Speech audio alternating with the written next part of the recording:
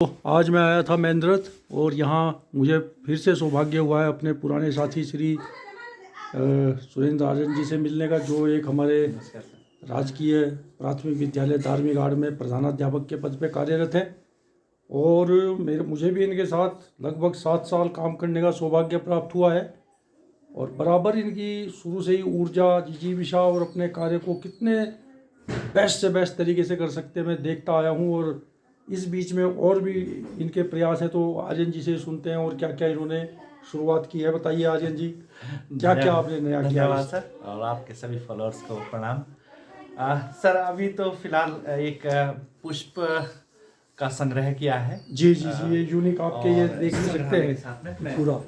जी जी जी जी, ये बड़ा इनका यूनिक आइटम है, क्योंकि हम लोग भी ट्रैवल करते हैं और निकल जाते हैं सड़कों के किनारे, लेकिन इतनी मेहनत से इन्होंने एक एक फूल को इकट्ठा किया है, इसकी जानकारी जुटाई और 1000 फीट से और 8000 फीट तक के जो फ्लावर हैं हमारे डिफरेंट सीजन में उगते हैं यहाँ पहाड़ों में, तो वो इन्होंने कलेक्ट किए। और ये खुद का इनका कंसेप्ट है, खुद मेहनत है, ये फ्रेमिंग शीशा लगा के सब कुछ खुद का प्रयास है इनका।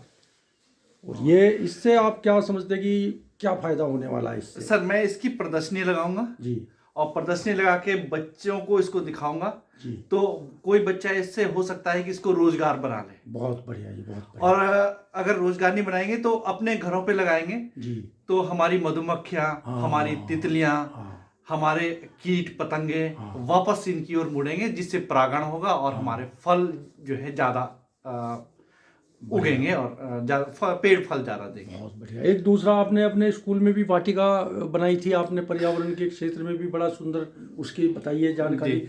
हमने स्कूल में मेरे साथी भी, उनका नाम भी श्री सुरेंद्र राणा है जी, मैंने, उन्होंने और बच्चों ने, आंगनबाड़ी की मैम ने, हम सब ने एक प्रयास किया था कि एक स्कूल कैंपस को जो है एक वन वाटिका के रूप में विकसित किया जाए जी। उसके फिर पार्ट किए, एक पुष्प वाटिका बनाई, बढ़िया, और फिर एक किचन वाटिका बनाई, बहुत बढ़िया। उसके बाद में फिर मैं यहाँ से लोकल जो वैद्य हैं उनको ले गया, फिर हमने स्कूल में वहाँ पर एक जो है औषधि वाटिका भी बनाई।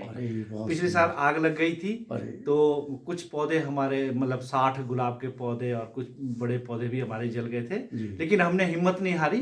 फिर हमने कुछ पैसा जो हमारे पास आता है वो और कुछ अपनी जेब से डाला और फिर लगभग उससे और 1.5 गुना और ज्यादा कवर करके उनमें पौधे लगा दिए गए हैं। बहुत बढ़िया, इस बार अच्छा हो रहा है।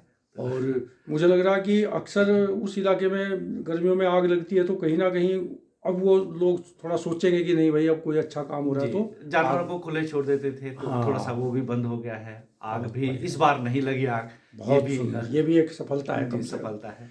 दूसरा एक काम आपने और किया था जो मेरे संज्ञान में आया, कि आपने जो जल के स्रोत ऐसे ही पड़े थे, उन जल स्रोत को आपने एक तरीके से पुनर्जीवित किया, सौंदर्यीकरण किया, उसकी जानकारी बताइए। मैंने ये ठाना था कि मैं अपने आसपास के 80 किलोमीटर तक के सभी जल स्रोत, जो पुराने जल स्रोत हैं, उनको जो है सौंदर्यीकरण करूं और उनको एक नया रूप देके, ताकि लोग उसके पास बैठे उठे उस पानी का उपयोग करें और गंदगी ना करें। तो ऐसे 51 हो गए थे जी, और अभी भी प्रयास जारी है 100 से पूरे करने हैं। और उसी पर जो है मुझे ये उत्तराखंड विज्ञान पुरस्कार सम्मान, देख सकते हैं, स्टेट लेवल का मेरे को ये मिला। आपको इतने सारे देखो सम्मान पुरस्कार अलग अलग मंच से अलग अलग और मिलते रहते हैं, और बड़ा हमें भी गर्व की अनुभूति होती है कि हमारे साथी लोग जो मतलब बिल्कुल छुपे हुए हैं, इनका कोई बस काम करना है इनको, और आजकल एटलीस्ट संज्ञान लिया जा रहा है, तो ये बड़ी खुशी की बात है। और सबसे जो एम्बिशियस कार्य है जो आपका, जो मेरे ख्याल से एक लाइफ टाइम में आदमी एक ही कर पाता है, उसके बारे में भी आप बताइएगा। आपका जो इससे शुरुआत करते हैं संग्रहालय, आपके संग्रहालय के बारे में भी थोड़ा हमारे जानकारी दीजिए। ये क्या आपने मतलब सोचा? मेरे मन में विचार आया कि जब हम किताबें लिख रहे थे SCERT में और डाइट में, जौनसारी भाषा की लगभग 18 किताबें लिख चुके हैं, उसका संपादन भी मैंने किया है, तो ये बड़ी खुशी होती है मेरे को बोलते हुए। बहुत बढ़िया।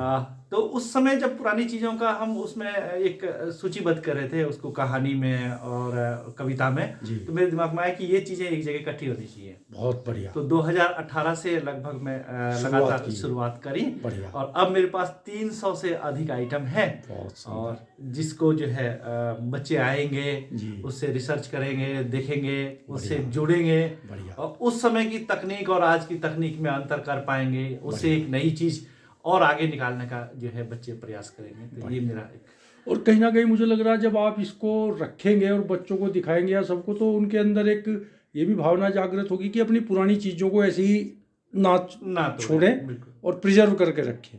मैं तो कहता हूँ कि या तो मुझे दे दो या इसको ढंग से लगा दो। ये आपके पूर्वजों की है जी, है ना, ये कभी ना कभी आपके भविष्य में, आज इसकी महत्वता नहीं है लेकिन भविष्य में आने वाले में इसकी बहुत महत्वता हो। तो कुछ थोड़ा आप दिखाना चाहेंगे आपका कलेक्शन थोड़ा बहुत हमको? जरूर।